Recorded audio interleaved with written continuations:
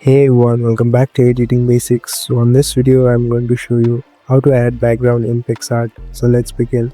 First of all, open your Picsart application. Now, here in the middle, you can see this plus icon. Tap on it.